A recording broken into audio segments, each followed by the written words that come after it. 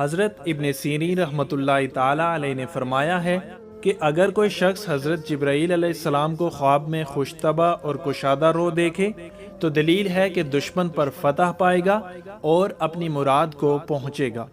اور اگر اس کے خلاف دیکھے تو غم پر دلیل ہے۔ اور اگر خواب میں دیکھے کہ اس کو جبرائیل علیہ السلام نے خوشخبری دی ہے یا نیک وعدہ کیا ہے یا کسی کام سے روکا ہے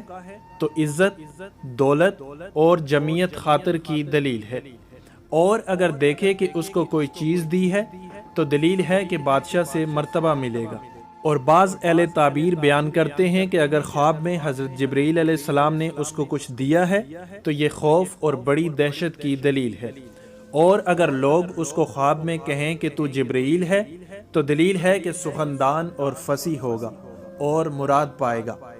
اور باامانت اور بادیانت مشہور ہوگا، اور اللہ ہی بہتر کو خوب جانتا ہے۔